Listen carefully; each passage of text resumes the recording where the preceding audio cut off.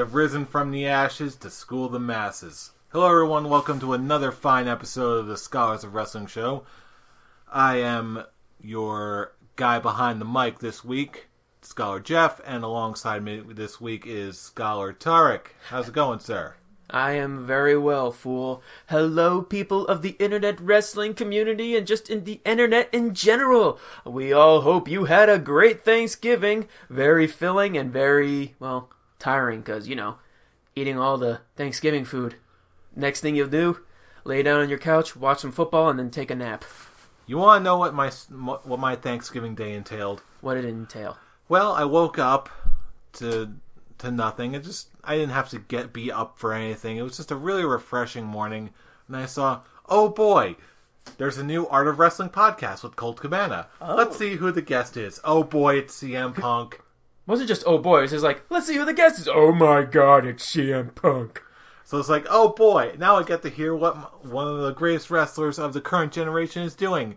And then about an hour later, I was just like, oh, this is the saddest story I've heard all year.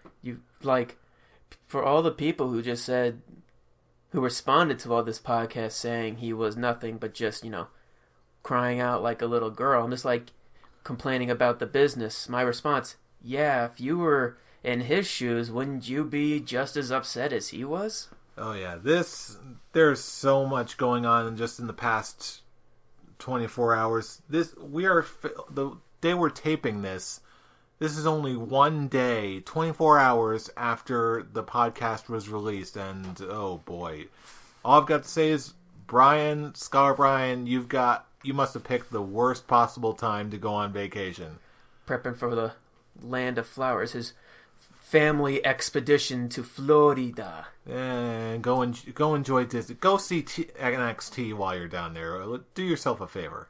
Pretty much, yeah. That'd be nice. But in the meantime, we're going to cover all that in much greater detail. But first, let's cover the good for once. Because even before all of CM Punk happened, this week and the past couple weeks were really momentous. We got the WWE debut of the man called Sting.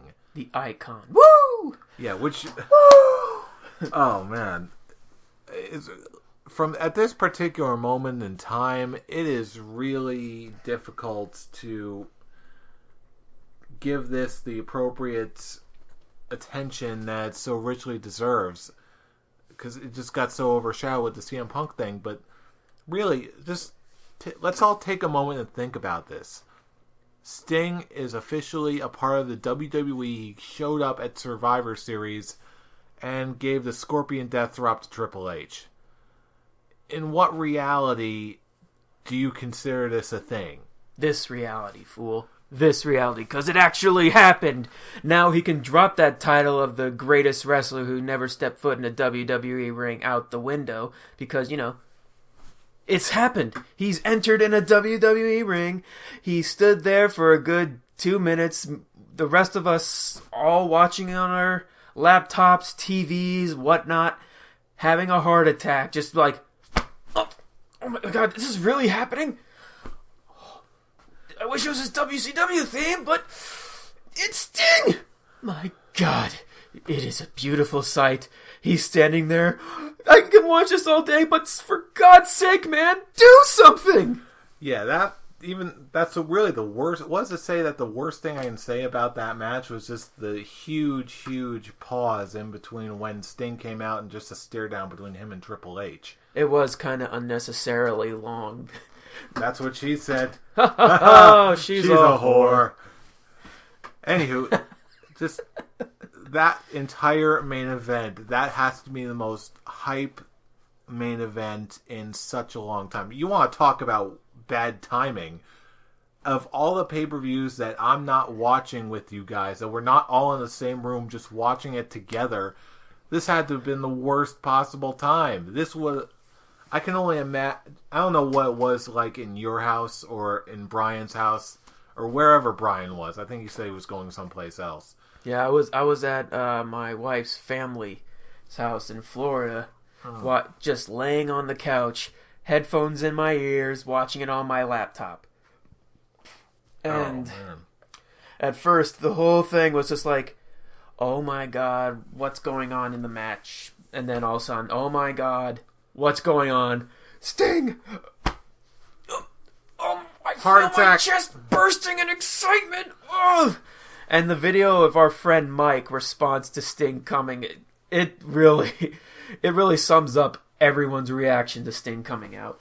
Did Mike post that on the Scholars Wrestling Facebook wall? No, he didn't. But it was just a friend of his posting up on the video of him basically jittering like a little child. But hey, we were all jittering like little children. Oh yeah, it was basically our hit. It was nostalgic for all of us who are over the age of 18 and know really who Sting really is growing up, not the current wrestling fans.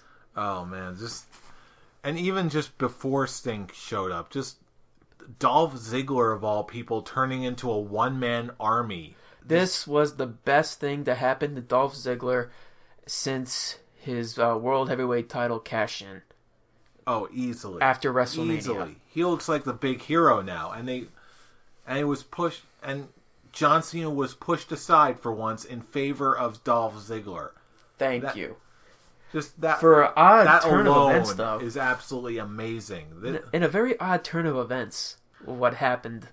Yeah, also, I'm not so shocked that they would do the old switcheroo. Someone had to do it. Big Show, sure, it was sort of an arbitrary choice in my eyes, but still, I just wasn't expecting. It was good. I really wasn't expecting a turn. I thought it was just gonna be pretty much winner take all over again. Oh wait, someone did double cross, but that was after he was eliminated with Kurt Angle.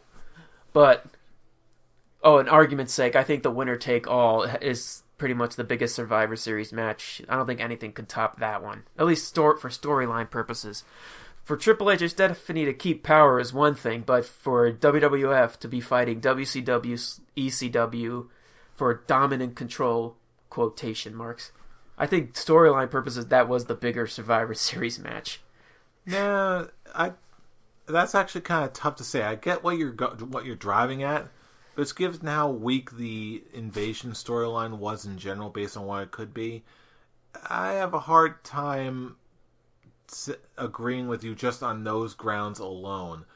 Just given the match quality of this one and just the WWE debut of Sting, that I gotta say it's too early to say, but I've gotta say that as far as the matches themselves, they're at least on even footing for right now, at least in my eyes. I'm not talking about the performances of the match, of the participants. I'm just mainly talking about the build going into the matches. Because they were building this, the greatest Survivor Series match of all time. Really, when you think about it, it's simply put, if Stephanie and Triple H lose, they lose their jobs. But if you go back to the Survivor Series when they were facing the Invasion, it was WWE fighting for the WWE survival against the two rival companies that WWE recently bought, WCW and ECW. So it's like, it's more than just two people's jobs. It's everybody's jobs. True enough. I remember watching it's built, but hypes. Performances. But I remember watching a hype segments for that. You still had the classy Freddie Blassie around, who was just inspiring the troops, inspiring the locker room. That's, even though the execution wasn't the best, it was still that kind of moment that can never be repeated again. No. In that respect, yeah, it does bring a lot to the table. But in the same respect, the debut of Sting alone and the resurgence of Dolph Ziggler, that has a lot to bring in its own right. And I think that if any moment was to come close in the history of like a Survivor Series style match, this is certainly the closest we've come in a very, very long time to replicating that. Oh yeah, I agree. And Scholar's meme of the week is Sting, the picture of Sting saying, "Okay guys, I'm here for the Invasion angle." What? It's over already? When did that happen? When did that happen? Better late than never. That's sort of the running theme of this show, I imagine. Better late than never. Really, other than that, what else to talk about with Survivor Series? Well, there is the current status of Dean Ambrose versus Bray Wyatt. I was very disappointed in this match. Really? Well, at least Do tell. at least just on the count of the whole execution of it, I think it should have been more of a clean victory on account of Bray Wyatt. I wouldn't have mind the whole ladders, tables, and chairs bit if it happened after the match. I just wanted a clean victory. For the first matches, I'm not a big fan of disqualifications as the excuse to keep this feud going. I would have liked to have seen, like, Bray really saying, I could have helped you, I could have saved you, and then he hits the Sister Abigail and wins, and then he starts going for the chairs, still saying, I could have saved you, not with the microphone, just, I could have saved you, could have saved you. He has the chair. Do it. Do it. It definitely would have been a lot more a thicker piece of the pie if they kept it like that. But for this one, it just wasn't as satisfying to me. Yeah, I don't care if I got the point. I don't care if I got the point in the prediction show, in the predictions. Yeah, I definitely get what you mean, what you're driving at here, and I agree with you. Really, the way this whole thing ended sort of left it's unconventional. And that's really the main reason why it just didn't really leave a good taste in my mouth, if that makes any sense. Mm-hmm. But at the same time, I realize that it's as obvious gets that this is only one match in the entire series. And in all fairness, I see what they're driving at. Well, for one thing, there definitely has to be a winner. At least there wasn't a straight up dusty finish. Mm-hmm.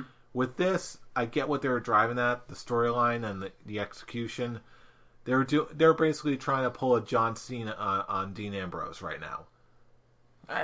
Bray Wyatt was sort of goading him into, punish me, Dean, punish me, Dean. It was like, you know what, this is not John Cena.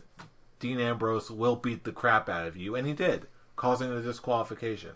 Up to that point, it was a perfectly good match.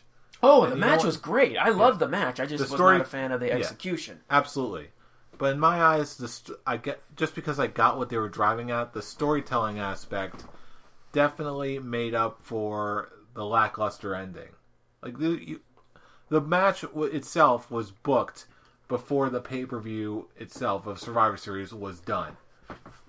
They didn't even try and hide it. It was the quickest I've ever seen a match revealed on the pay-per-view website. Oh, ridiculous. For the TLC match? Yeah. I laughed before the pay-per-view was done, they just posted the web on the .com that this was happening at TLC. That's it. It's so funny. I actually didn't catch that whole subtle message with him burying him in the chairs and the tables, and then him climbing the ladder. I'm just like, what's the point of all this? And then I see the match. I'm like, okay, that makes more sense. It's kind of stupid, but kind of subtle. Not very subtle, WWE. Well, subtle enough for me. Since when is subtlety ever a thing in WWE, damn it? It's not very subtle since, I didn't catch it. Well, you know what, WWE, let's face it, at least one thing it looks like we're going to get out of this is we're not going during the next match, we're not going to see Daniel Bryan. Well, we're probably not going to see Daniel Bryan there either, but we're not going to see Bray Wyatt mess around anymore. He is just, in this next match, I guarantee you, Bray Wyatt is just going to be out for blood. He's going to be out to punish Dean Ambrose, and that's going to be when he gets his win back and thus finishes off the feud at the Royal... Oh yeah, it's going to be the Royal Rumble by the time they look to finish up this feud. Now that's going to be good. So, are you already placing your prediction for TLC? You think Dean Ambrose will go just so they can continue this feud? Yeah, I think they're going to wrap up whatever they're doing at the Royal Rumble. They're both going to go into the Rumble match, assuming it's still 40 guys. And we'll see what happens. As far as I read, it's still 40. Oh, yes, indeed.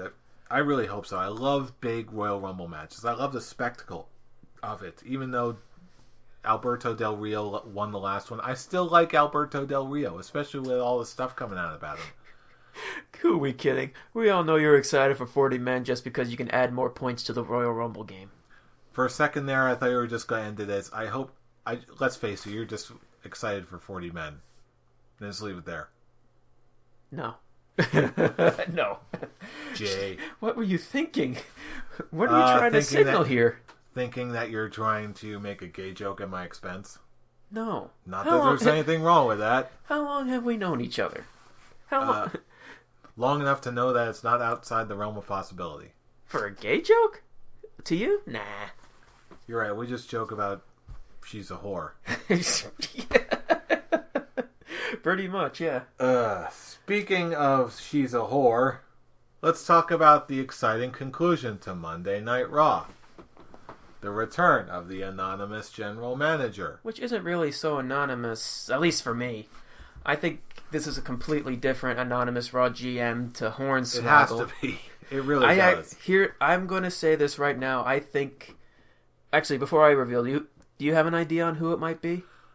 At this point, as long as it's not Hornswoggle, I don't know, and I really don't even care. I personally think it's Triple H. Wanting to try and find a way he can keep his power without anyone knowing. Now that's an interesting prospect. And since they are building this whole, at least starting to rebuild this whole thing of Vince McMahon versus Triple H for WrestleMania, it would be a good idea of Triple H still taking control behind Vince's back. Interesting. Well, it certainly seems like there's a good enough choice as any. Storyline purposes, it would just make a lot of sense for, especially with the evil turn he did when he was getting into the limousine with Vince and Stephanie.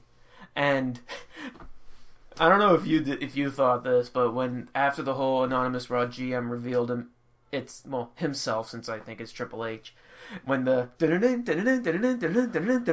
at the end of the show, that just got so damn annoying. I felt really bad for the people who were alive in the crowd that night. It was, to me, I think that was the equivalent of the whole it's evil laughter. Yeah, it just came off as schmaltzy. Punk. Edge. Edge? What?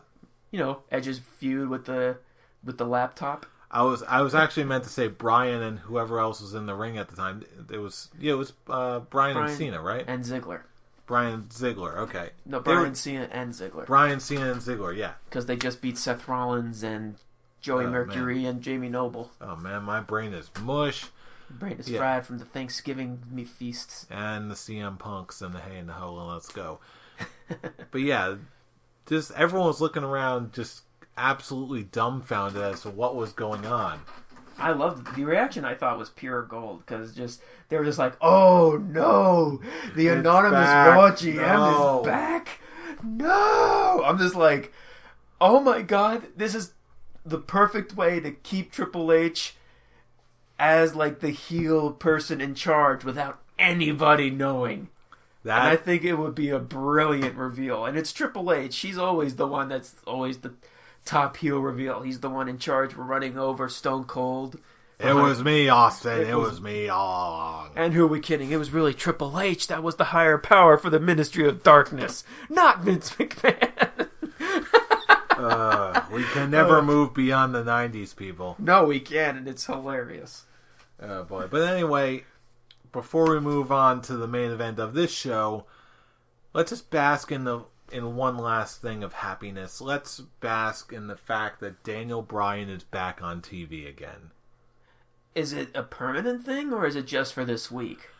It seems to be a constant thing. He seems to be publicized on SmackDowns. He seems to be publicized on this next upcoming Monday Night Raw.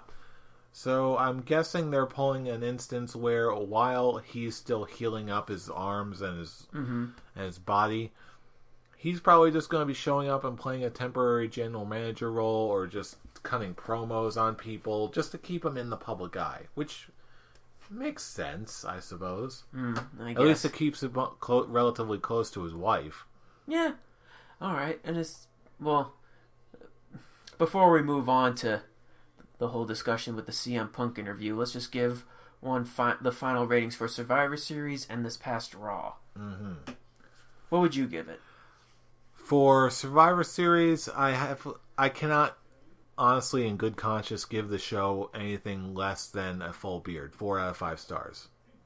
Same here on that. Just because really Who really wants to see Adam Rose and the Bunny anymore? I swear to... I do. Are you joking? Please Yes. tell me you're joking. I am joking. Thank you. You almost scared me there. With your optimism over the years, I wouldn't be surprised if you said, you know what? The Bunny versus Adam Rose is nothing but good children's fun. 5 out of 5 stars. Put it in the Tokyo Dome. No, God. But yeah, I give the show a full beard just for that match, for the Divas Survivor Series match, because that match was putting me to sleep. It's so funny. I actually got minus the pre-show for Fandango. I got a clean victory for all the predictions for the matches I predicted. That was the one you missed? Just the Fandango one? Yeah. Jeez. Because when I was looking up the matches at the time, it was just Fandango versus a mystery opponent. There wasn't anyone specified. So it's either the new and improved Fandango, because really, people thinking about it, do you really think this whole new and improved thing will actually push Fandango to somewhere? Not for very long. I don't think it but will as at all. far as the immediate future, I couldn't see that as being anything else than just an attempted reboot of Fandango. So to that end, I had to think it was just going to be nothing beyond a squash match. I honestly thought it was going to be a big returning name to face Fandango. But wait, Scholar Tarek, how could a name be better than the returning Fandango? Fandango. No. Well, we got Justin Gabriel, and that's the only thing. And that's the only thing I got wrong. You take Fandango, you take his theme song, which was the only thing that was getting over for him, and Latinize it. And if you notice, they actually did keep the piano melody or whatever. Like I said, they Latinized the theme song. It's his theme song, just Latinized. It was different. You probably still can do the Fandangoing, just Latino it. Yeah. Latino it. And apologies to all our Latino listeners. Well, it's nothing against them. I know. But you know what? This is just wacky. At this point, what can Fandango do as a singles competitor? Nothing. You know what? Throw him with Adam Rose. They're sort of similar-ish characters. They prance around like ninnies. You know what? I'll accept that. And That's all I got. And you know what? They could work as as the new. I can't even say right back, because they had somewhat of a push when they were together. Just like it's a new Slater Gator if you throw those two together. It's as bad as good as anything else we're going to see. I honestly don't know what we're going to see out of Fandango next. But at least my mind is a complete blank. But at least we got something good out of the tag team division, which is new tag team champions with Miz and Mizdow. That was my optimistic pick, where I wanted them to win, but I didn't expect it to actually happen. Boy, was I wrong. Oh my God. When I actually wrote in my predictions, I'm like, please let Mizdow be the one to pin. That's who we want to see, and that's what would actually get the huge pop. And they listened. They had Mizdow do a tag, and I'm surprised this isn't on Botchamania, how he almost I saw that. I know exactly what you're talking about. It doesn't matter. He still made the tag. Yeah. He still got the pin. We all were cheering. Seriously, as soon as Sandow got the pin, I jumped. I was like, yes! The return of the patron saint of this show. He is back. And now they're going on with him holding toy tag team titles while Miz is carrying both the gold. Absolute gold. It is actually really working, and this is just, I'm loving every second of it. And I just love, boo! Sandow, yay! Miz, boo! Sandow, yay! They know what they've got, and it is for the moment they seem to be running with it, which I am glad for. I couldn't stop laughing when Sandow came in and just threw himself on the ground. And they're just like, what are you doing? What are you doing? What are you doing? What are you doing? And, okay, I'm gonna admit this. It kills me. It really does kill me to admit this. What's that?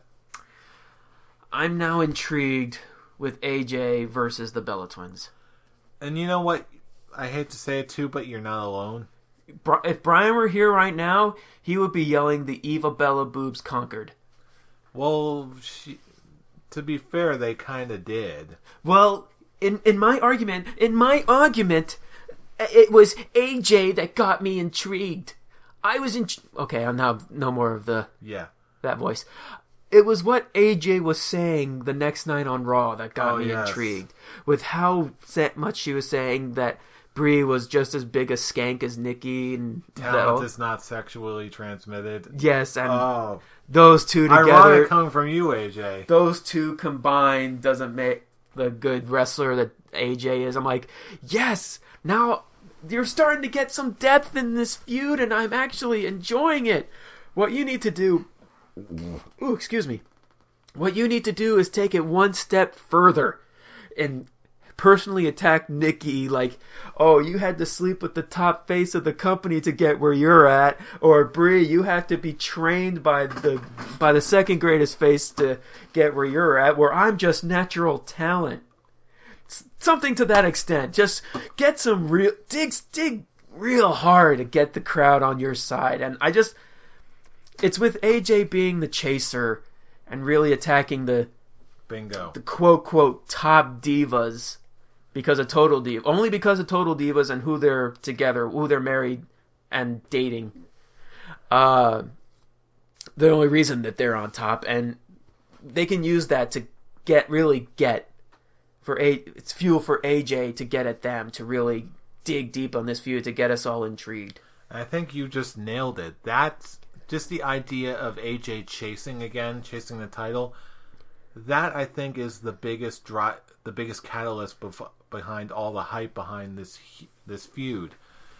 I mean, it doesn't also hurt that Nikki Bella has improved. She still isn't spectacular, but she's not like cringeworthy the way she used to be. No, they tried to give Nikki and Brie separate characters than just twins. Their twins gimmick.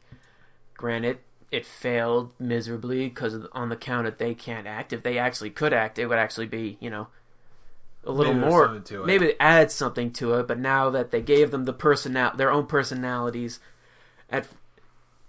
you had them go at it. I am very happy that they kept them together. Like they made up. We don't get to see any more Brie versus Nikki. At least not for the moment. But you know what? Just don't have them keep their personality, their quirks about them that they've established, at least try to establish, and just have them stay together and have AJ be the chaser. She's already established. She's already the top star, and we would basically have the reason to get behind her because she was cheated from her title, with the whole history repeating itself, but this time it's happening to AJ with the whole 18 seconds. Yeah, something like that. I think they tried to beat that record with this one. I don't know if they did. I don't know if they did either. I'm gonna have to look at the timing again. But either way, this feud is something that it's something that we haven't seen before. It looks like all the ladies in this match will be able to produce in the months ahead. Agreed. Okay, Survivor Series, full beard. We kind of sidetracked. Yes.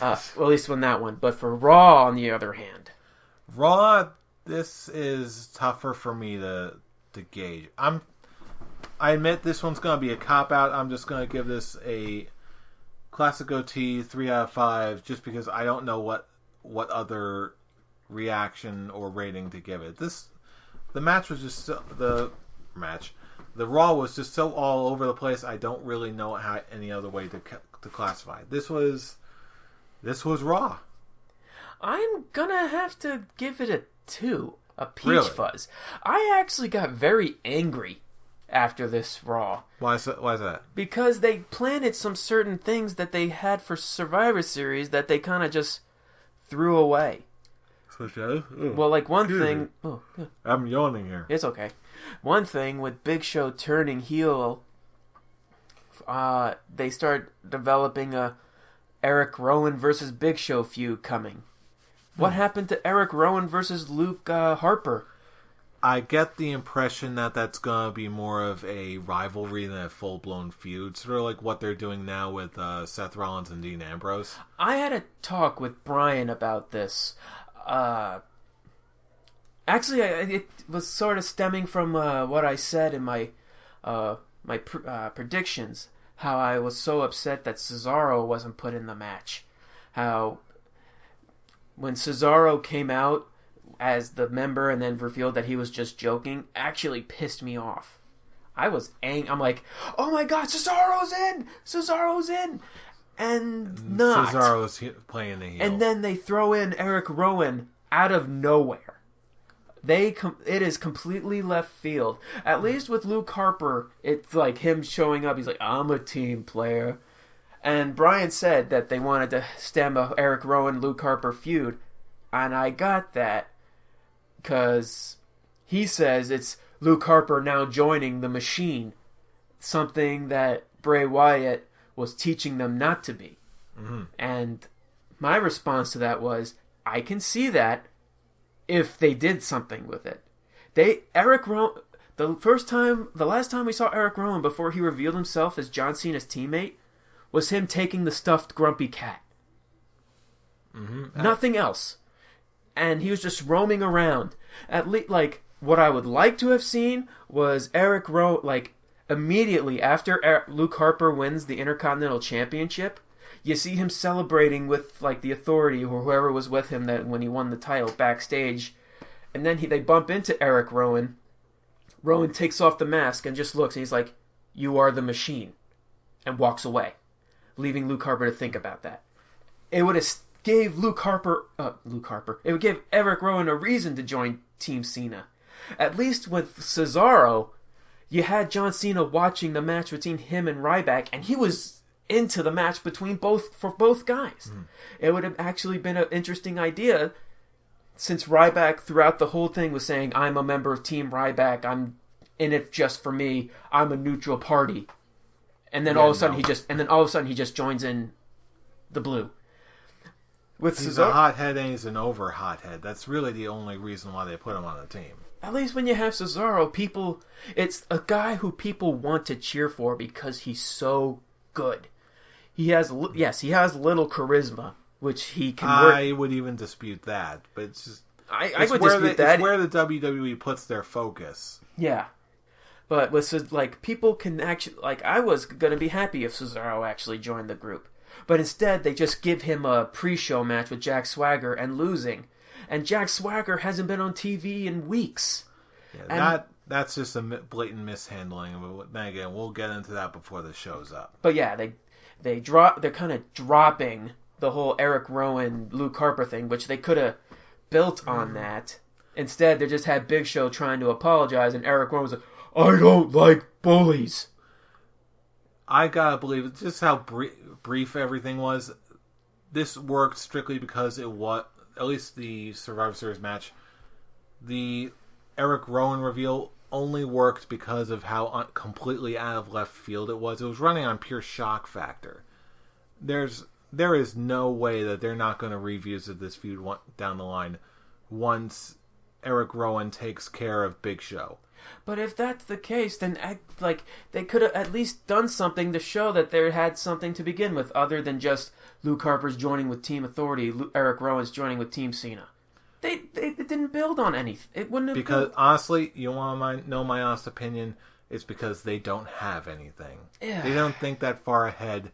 They're way infinitely better at the now.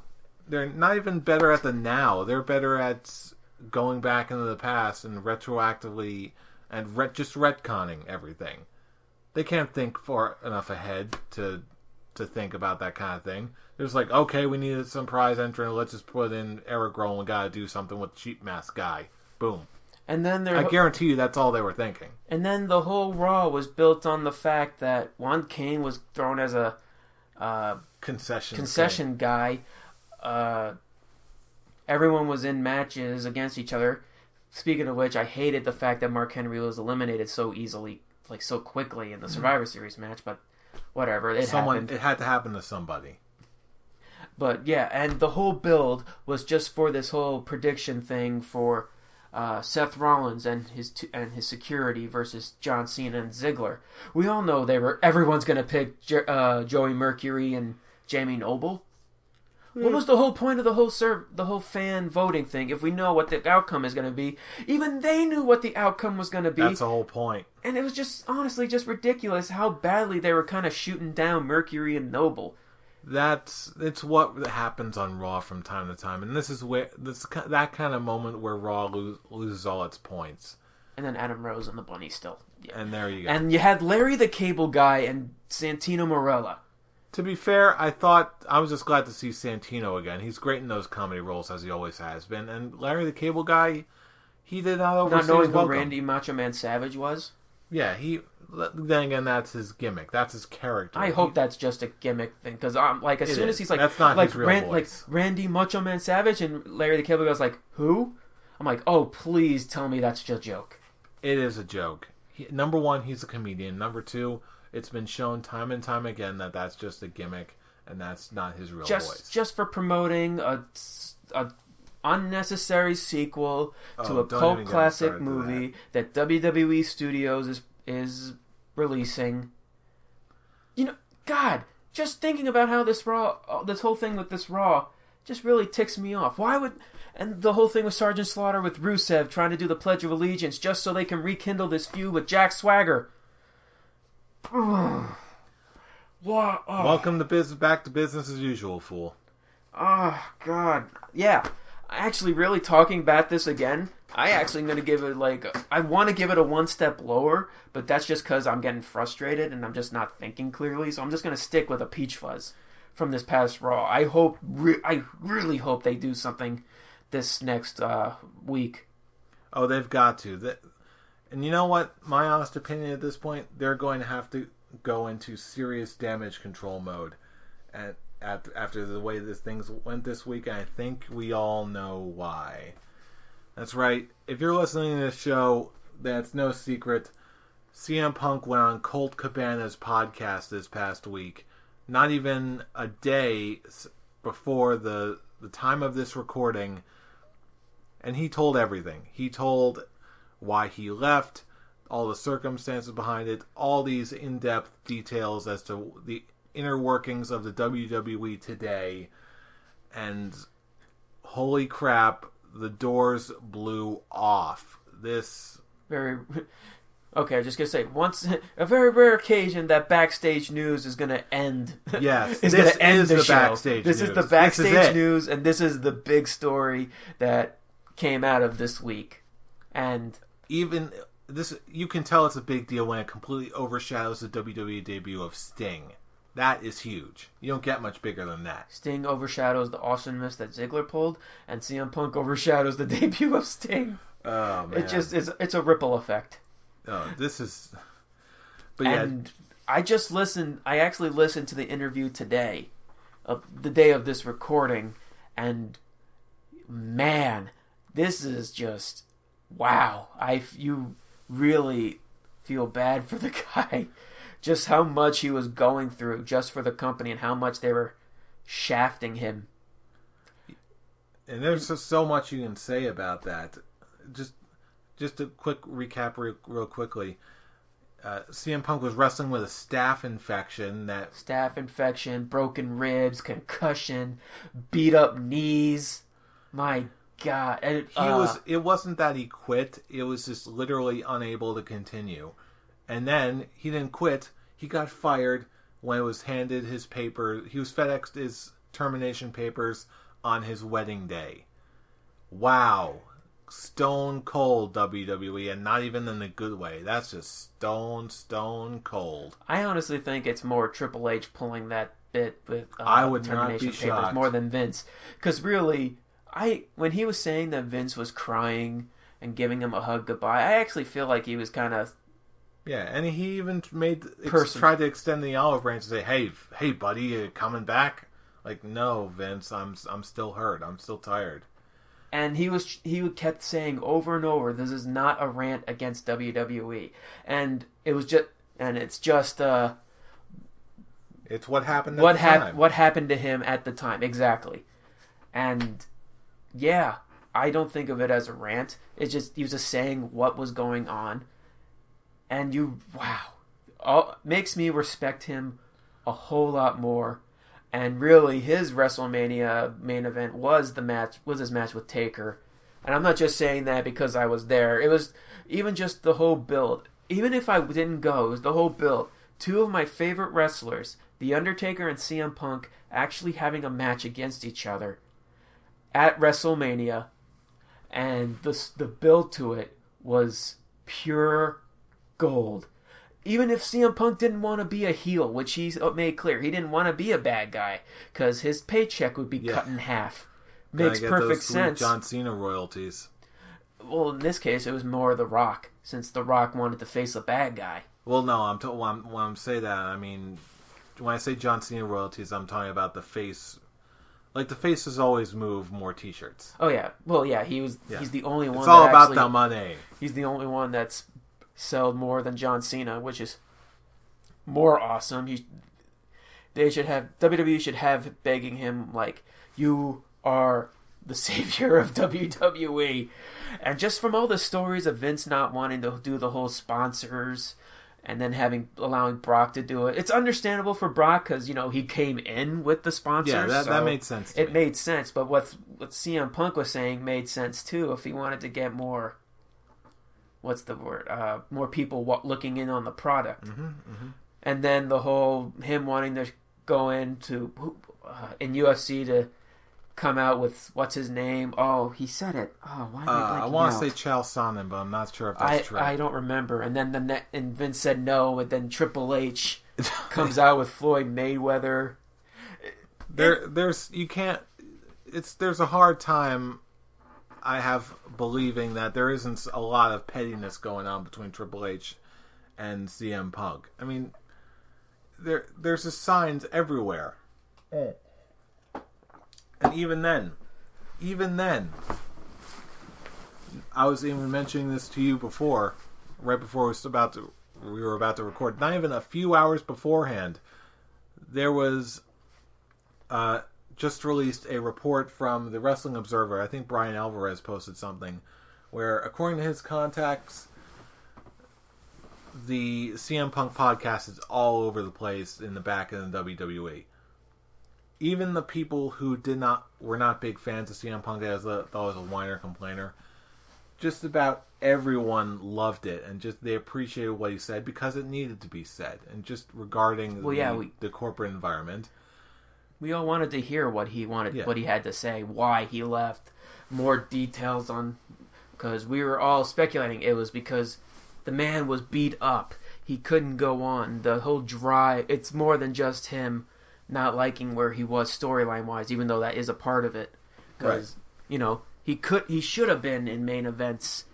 I remember you and I and Brian were talking about the whole, why not just have the main event at WrestleMania for the title be a triple threat with CM Punk, The Rock, and Cena? Because that would be the smart thing to do. We were talking about that, and it's so great that he was thinking about that. And it's just said he's confirmed he's never wrestling in WWE again.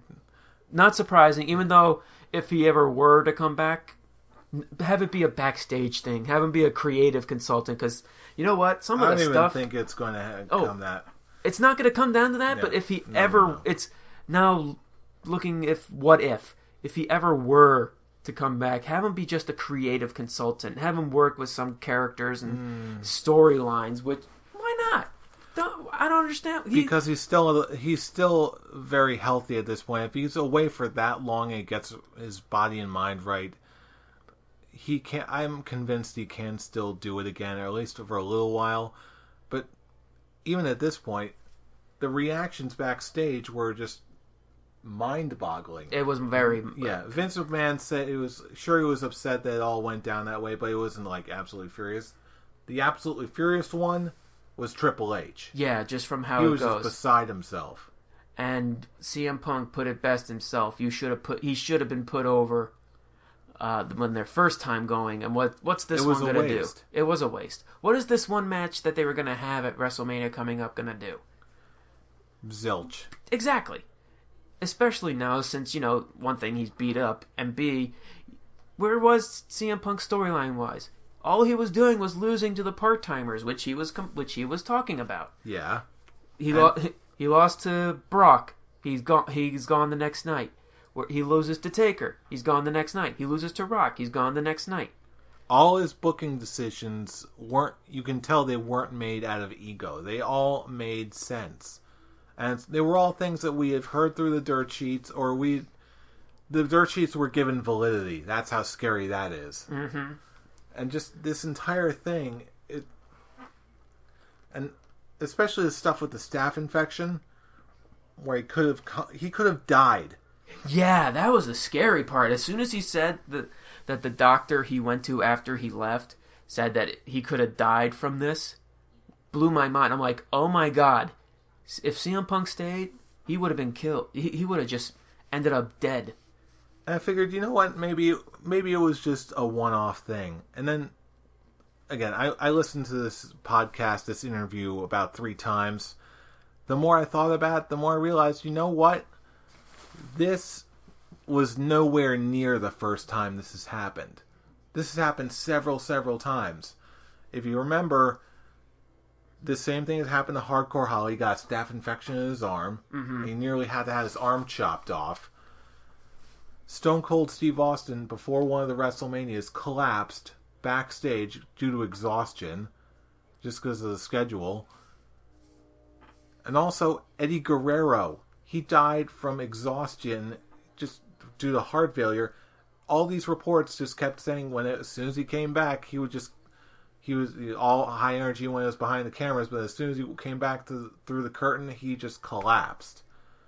I'm convinced that just exhaustion and all the stress on his heart, that's what killed Eddie Guerrero. And that's what almost killed CM Punk. If there's one thing that really came out here in droves, it's, you know what? The current problem with the WWE is working conditions and healthcare for the wrestlers. I think I speak to everyone listening to this when I say that, you know what? No one ever wants to, whether you love or hate a wrestler in the ring, you don't want to see them get hurt or sick or die or anything like that. It's just not worth it. The stakes should be relatively low. They shouldn't be life and death. They shouldn't be impacting the rest of the industry in a negative way just to see it survive. That was the whole big thing I got into this time last year when I wouldn't shut up about Daniel Bryan. Because it was that same thing. Daniel Bryan needed to win, not just because I like Daniel Bryan, but because he needed to win to show that the long-term health of the industry could be maintained.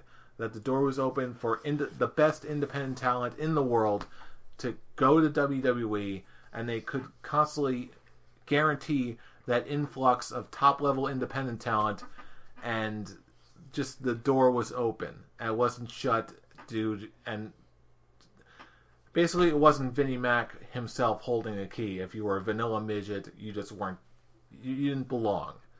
It wasn't that kind of environment anymore. That's why it was so important.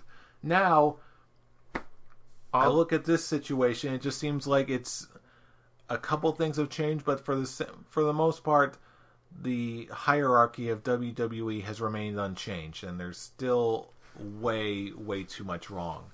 There is way too much wrong, and it's one other thing, it's what we've talked about plenty of times, and it's the not just the working conditions for the wrestlers, which, yeah, that is the biggest case, because in my opinion, what are the point of the house shows now? From what I understand, again, someone listening to this, or maybe us, we're going to have to qualify this.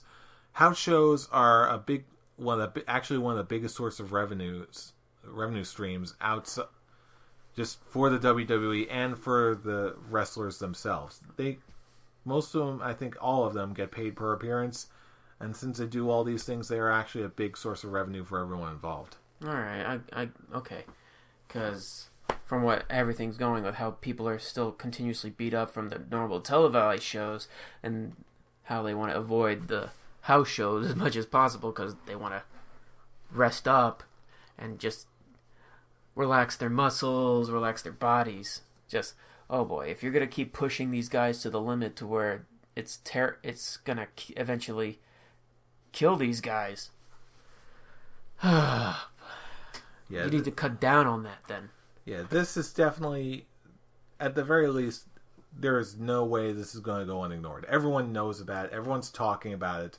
Ryback already deleted like 3 tweets talking about it. Yeah, I know. I saw that. Yeah. It's absolutely absurd. And just the fact that as soon as I was going to turn into NXT just the other night, I turned in a little bit early, and you know what was on? The CM Punk documentary. Naturally. Rub salt in the wounds, WWE. Way to go. And to continue what I was saying before, with all these guys putting their bodies on the line, what is it accomplishing for them in the long run? Because CM Punk said that because WWE is so focusing on the part-timers, like how because they're the big names, they have to be the ones that they have to be the top names. That the show has to be built around them. And it really doesn't. And it just basically devalues the talent you have now. Something that we've talked about before. How they are so afraid to push so much younger talent because they are so focusing on the past of the bigger names that already established themselves. And it's the bigger names that are just pretty much demolishing the younger talent when they face them. You're not establishing younger stars, superstars for the long run. No, there is no passing the torches or anything like that. You had The Rock pass, quote, pass the torch to John Cena. If you can even call it that. That's what they are all saying. That's what they were trying to build this whole thing on. Crap. That's what they're trying to build thing on. That doesn't mean the fans or anyone else buys into it. It doesn't mean the storyline works. Oh, exactly. It doesn't work. You're preaching to the choir here. But trying to look at it at their point, they're trying to pass the torch down from The Rock to John Cena. There's no passing down the torch. It's not like John Cena's not an up-and-coming superstar. He's already established himself. He's already a superstar. He's already a future Hall of Famer. If they had The Rock face, throw in CM Punk as a real passing the torch. If they let him rest and they let him get the push that he deserves, he could probably still be around today. Absolutely. And I think this is the biggest point to take away from this, at least from the moment. Even though we're probably never going to see CM Punk in a WWE ring again, highly likely, the big thing here is that, again, I must have said a million times, all I want to be is a fly in the wall of creative, just to see what the process is. I think this is the closest we will ever come in our lifetime. I agree. Just to see that the main problem is and always has been the hierarchy and the administrative structure of WWE. Long run. Yeah, there is no planning in the long run. There is no sense of cohesion within creative. The creative itself is still a joke, as we've always known. Vince McMahon is out of touch. Triple H is still biased as all get out. Despite all of his good moves with NXT and his improvements with the Performance Center, there is a serious lack of structural integrity within the WWE, and the only thing I can hope for... Reliance on what happened back then, what's going on now. The only thing I can really hope for is that what CM Punk said this week and what he will say in the next week will stick, and some serious changes will actually take effect in the long run. Because otherwise, I don't know how much longer I can keep going on like this. Let's be really real here for a minute. We joke, we have fun on this show a lot. But really, we do this show because we're fans. This entire show, the Scholars of Wrestling, is a labor of love. And it always will be. If you'll notice, you did not see... If you're watching us on YouTube, you did not see an ad at the beginning of this video. You don't see any ads. All of our videos, on average, don't do a whole lot of hits compared to some of the other bigger channels out there. We're doing this for fun. This is a labor of love, full stop, bottom line. And we do it because we love wrestling. And we love wrestlers who just, we love it. We love talking wrestling. We love spreading our voices so other fans of wrestling can agree or disagree. It doesn't have to be for big name. It doesn't have to be for sponsors or anything like that. It's just simply because we love to talk about wrestling. And the main point is, not only do I love wrestling, I want to love it. I want to enjoy it in all its forms. But when we get all these reports of the biggest American wrestling company and all its horrible, horrible working conditions, I cannot in good conscience support a company like this. I just can't do it. So, again, I hate to go back to me a year ago, but I'm going to have to put my WWE Network subscription on the line again. If something really does not improve by the Royal Rumble, I will, mark my words, I will be canceling my subscription. It's just not worth it at all. This whole CM Punk thing just upset me that much. It upset me too, and it's like going to Disney World and seeing, Mickey Mouse rolling a blunt backstage. It's just, or finding out that, Walt Disney secretly funded, slavery or something. I don't know. He was mixed up with a whole bunch of really crazy crap. Just the illusion is just shattered to me. And there's going to have to be some serious reparations before I can get that sense of wonder and wanting to buy into this and suspend my disbelief. Because right now, there's just coming from a generation that has just seen fatality after death prematurely, just so many dead wrestlers and horror stories and tragedies. I really do not ever care to see another one take shape again. Me neither. I'm done. I think I just don't want to see it. I do not want to support a company monetarily who would engage in such shady and horrible business practices. I just can't do it. I remember reading, I actually have it up now, Dave posting a comment on Facebook saying, "I am of the impression of the state of wrestling is in bad shape. WWE is in bad shape. This CM Punk interview might shatter that company. Though may have tried, Punk might be the one that puts it over the top." I don't think I can go that far, but I will say this. From a fan standpoint, CM Punk cannot and will not be ignored.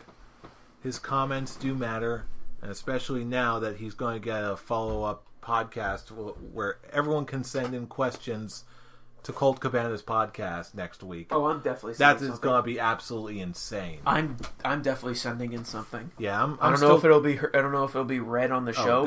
They're going to get tens of thousands of emails. I don't care.